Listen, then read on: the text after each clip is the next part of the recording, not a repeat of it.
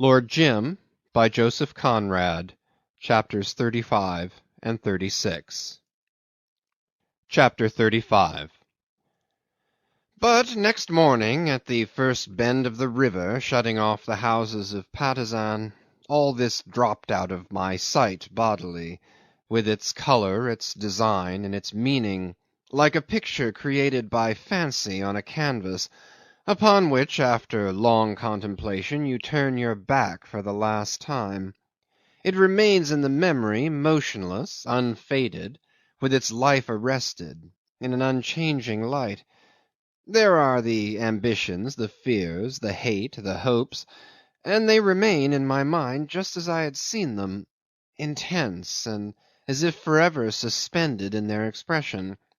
I had turned away from the picture, and was going back to the world where events move, men change, light flickers, life flows in a clear stream, no matter whether over mud or over stones. I wasn't going to dive into it. I would have enough to do to keep my head above the surface. But as to what I was leaving behind, I cannot imagine any alteration.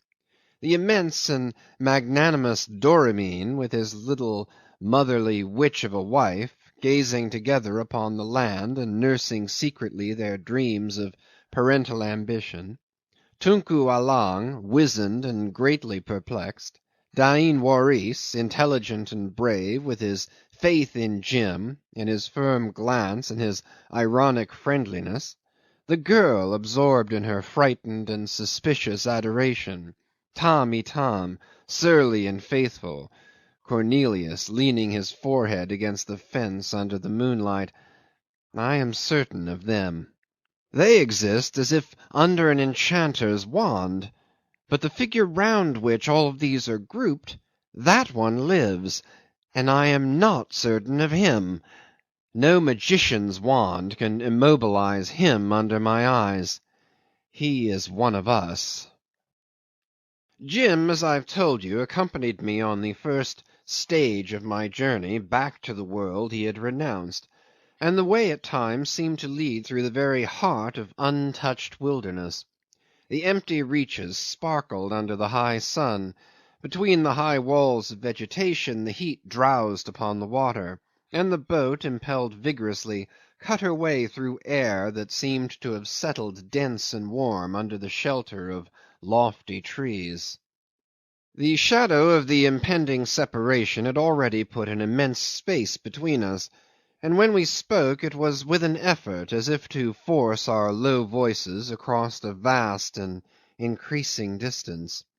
The boat fairly flew; we sweltered side by side in the stagnant superheated air; the smell of mud, of mush, the primeval smell of fecund earth, seemed to sting our faces, till suddenly at a bend it was as if a great hand far away had lifted a heavy curtain, had flung open an immense portal.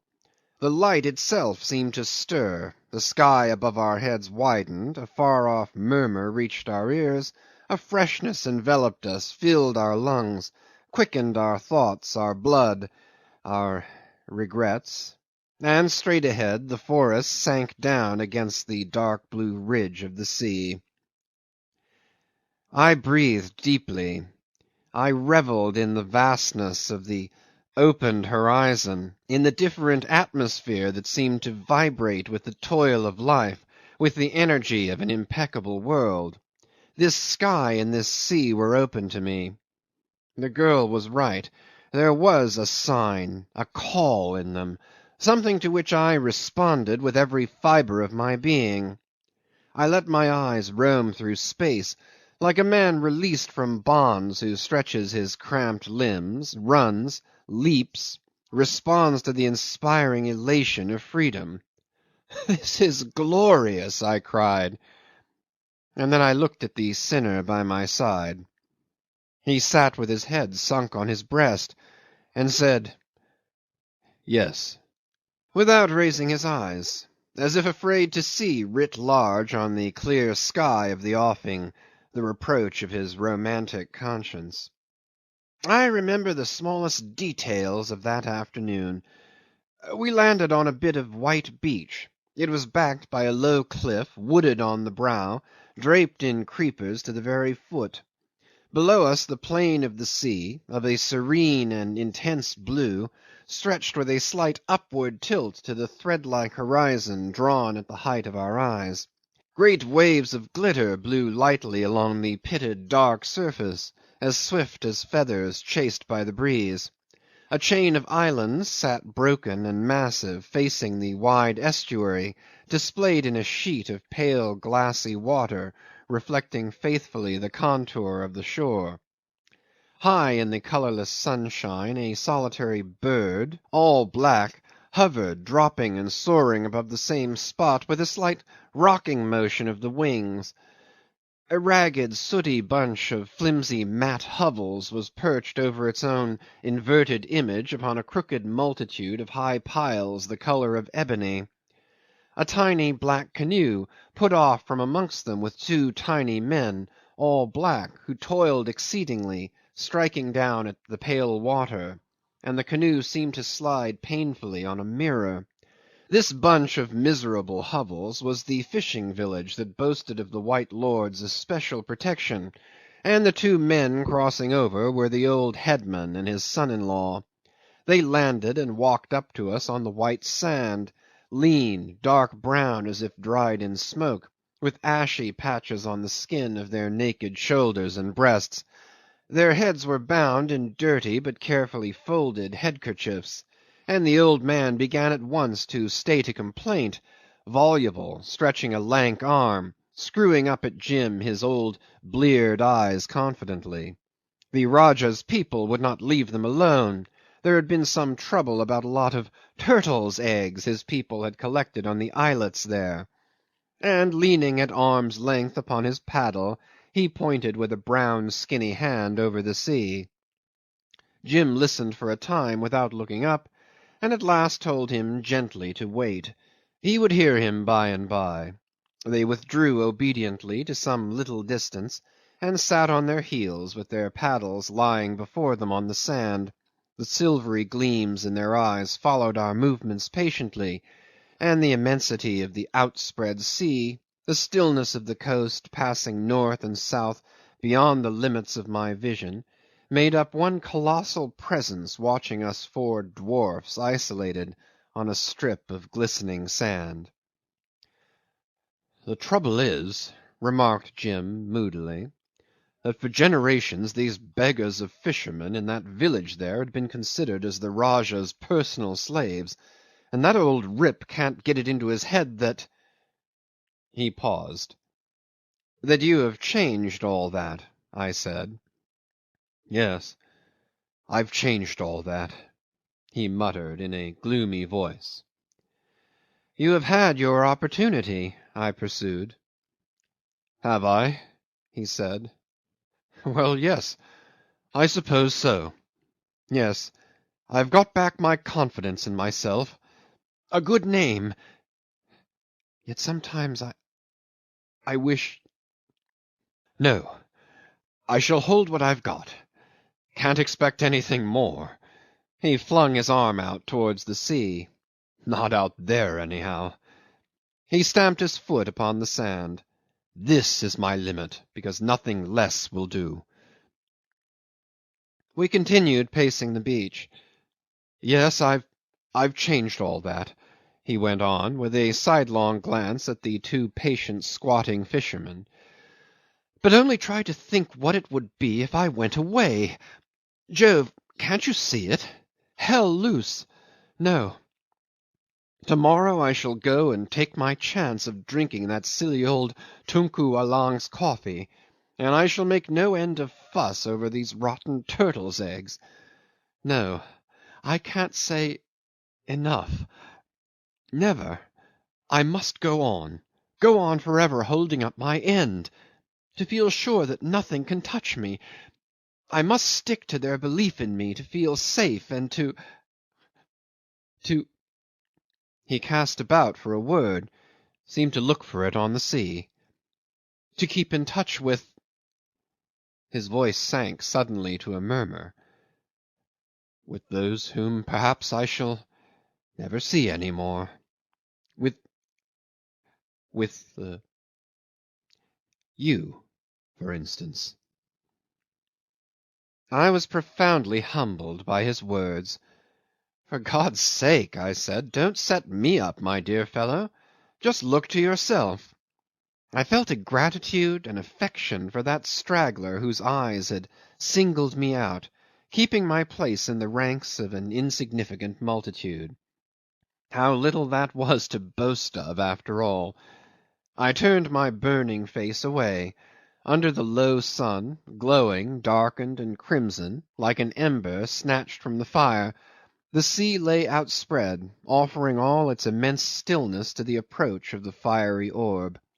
Twice he was going to speak, but checked himself. At last, as if he had found a formula, "I shall be faithful," he said quietly. "I shall be faithful," he repeated without looking at me, but for the first time letting his eyes wander upon the waters whose blueness had changed to a gloomy purple under the fires of sunset. Ah! He was romantic, romantic. I recalled some words of Stein: "In the destructive element immerse. To follow the dream, and again to follow the dream, and always so usque ad finem." He was romantic, but none the less true. Who could tell what forms, what visions, what faces, what forgiveness he could see in the glow of the west? A small boat, leaving the schooner, moved slowly with a regular beat of 2 oars towards the sandbank to take me off. "And then there's Jewel," he said out of the great silence of earth, sky, and sea, which had mastered my very thoughts, so that his voice made me start. "There's Jewel." "Yes," I murmured. "I need not tell you what she is to me," he pursued. "You've seen. In time she will come to understand. "I hope so," I interrupted. "She trusts me too," he mused, and then changed his tone. "When shall we meet next, I wonder?" he said. "Never, unless you come out," I answered, avoiding his glance. He didn't seem to be surprised. He kept very quiet for a while. "Good bye, then," he said, after a pause. "Perhaps it's just as well." We shook hands, and I walked to the boat, which waited with her nose on the beach. The schooner, her mainsail set and jib sheet to the windward, curveted on the purple sea. There was a rosy tinge on her sails. "Will you be going home again soon?" asked Jim, just as I swung my leg over the gunwale. "In a year or so, if I live," I said. The forefoot grated on the sand. The boat floated, the wet oars flashed and dipped once, twice. Jim, at the water's edge, raised his voice. "Tell them," he began. I signed to the men to cease rowing, and waited in wonder. Tell who? The half submerged sun faced him. I could see its red gleam in his eyes that looked dumbly at me. "No, nothing," he said, and with a slight wave of his hand motioned the boat away. I did not look again at the shore until I had clambered on board the schooner. By that time the sun had set. The twilight lay over the east, and the coast, turned black, extended infinitely its sombre wall that seemed the very stronghold of the night.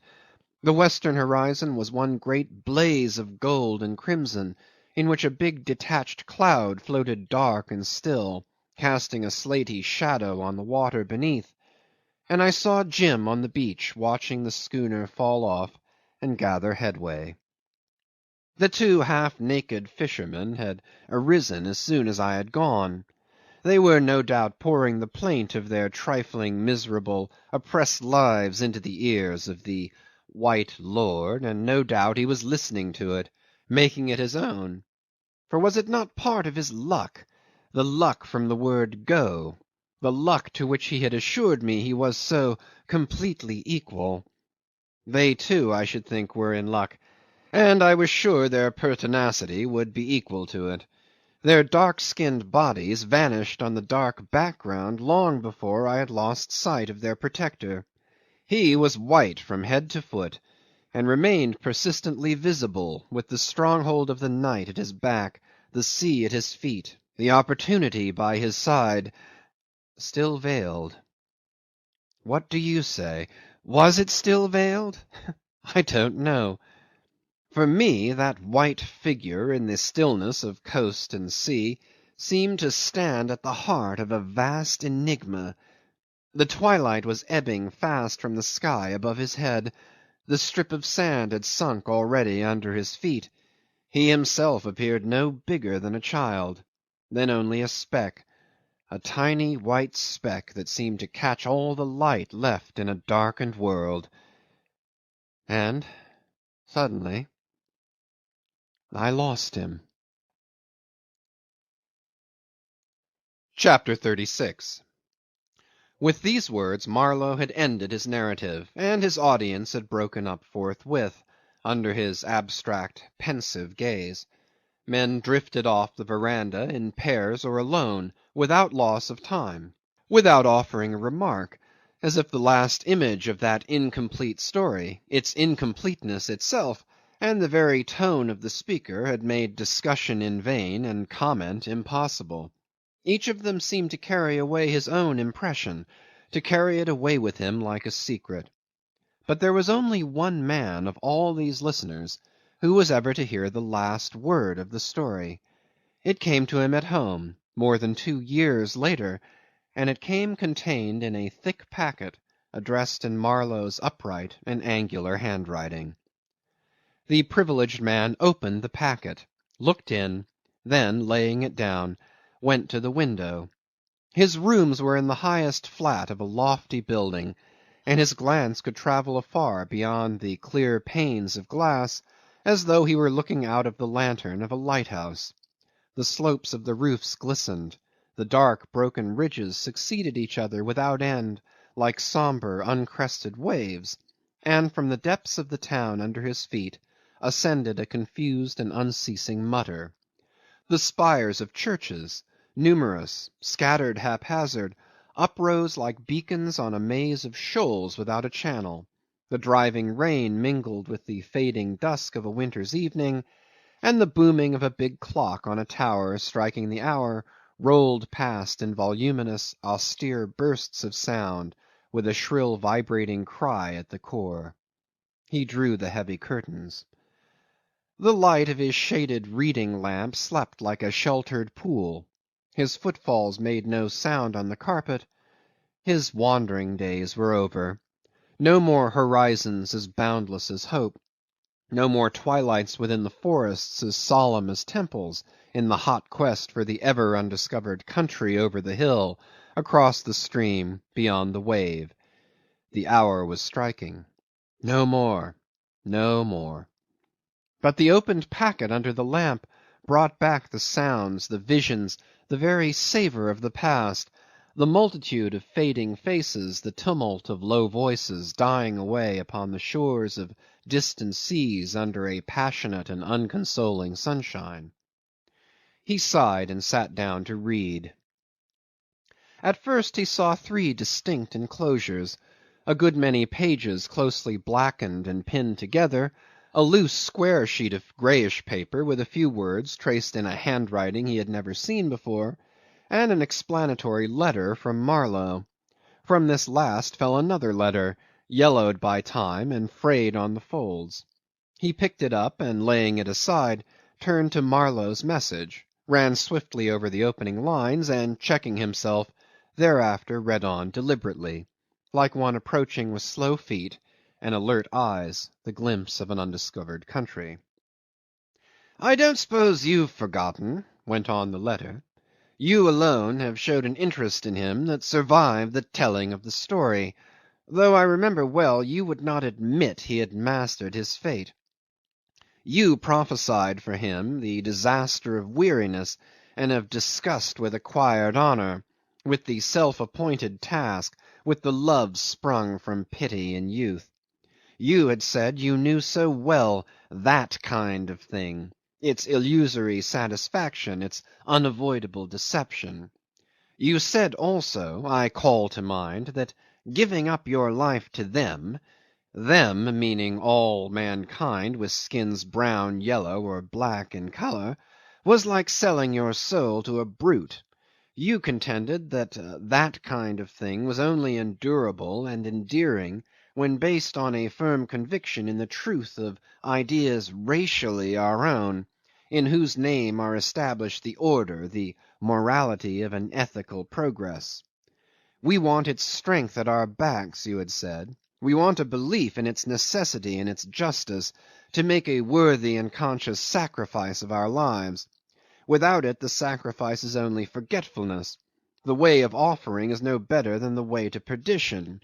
In other words, you maintain that we must fight in the ranks or our lives don't count. Possibly. You ought to know, be it said without malice, you who have rushed into one or two places single-handed and came out cleverly without singeing your wings. The point, however, is that of all mankind Jim had no dealings but with himself, and the question is whether at the last he had not confessed to a faith mightier than the laws of order and progress. I affirm nothing. Perhaps you may pronounce after you've read. There is much truth, after all, in the common expression, under a cloud.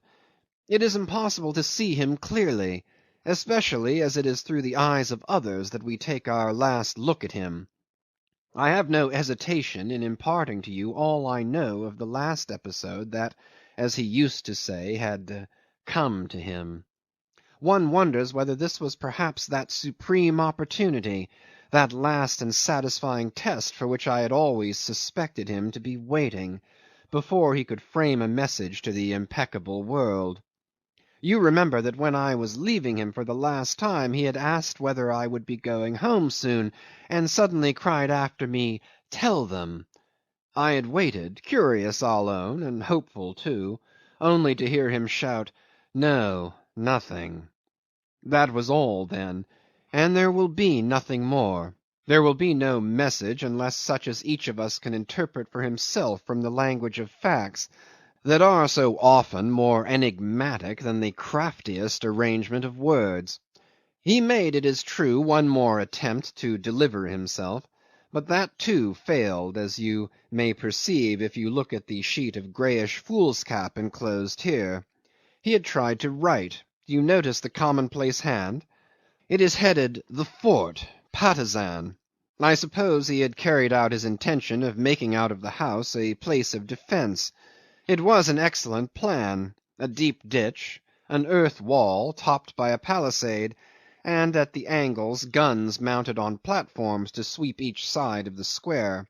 Doramin had agreed to furnish him the guns, and so each man of his party would know there was a place of safety, upon which every faithful partisan could rally in case of some sudden danger.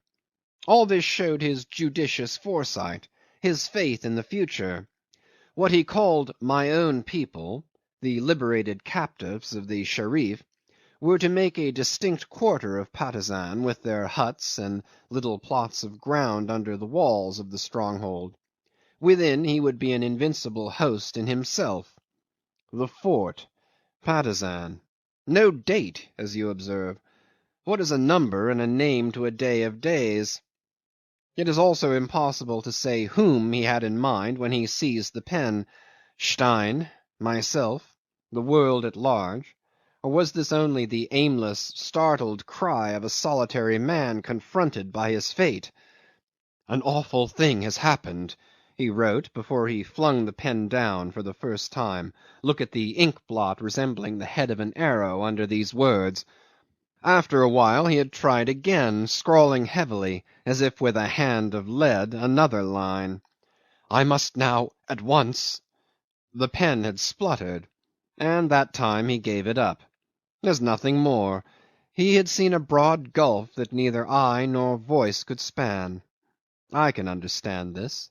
He was overwhelmed by the inexplicable. He was overwhelmed by his own personality, the gift of that destiny which he had done his best to master. I send you also an old letter, a very old letter. It was found carefully preserved in his writing case. It is from his father, and by the date you can see he must have received it a few days before he joined the Patna. Thus it must be the last letter he ever had from home. He had treasured it all these years. The good old parson fancied his sailor son. I've looked in at a sentence here and there. There is nothing in it except just affection. He tells his dear James that the last long letter from him was very honest and entertaining. He would not have him judge men harshly or hastily. There are 4 pages of it, easy morality and family news. Tom had taken orders. Carrie's husband had money losses.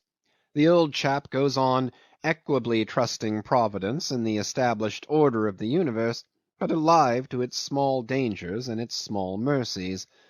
One can almost see him, grey-haired and serene in the inviolable shelter of his book-lined, faded, and comfortable study, where for 40 years he had conscientiously gone over and over again the round of his little thoughts about faith and virtue, about the conduct of life and the only proper manner of dying, where he had written so many sermons, where he sits talking to his boy over there on the other side of the earth. But what of the distance? Virtue is one all over the world, and there is only one faith, one conceivable conduct of life, one manner of dying.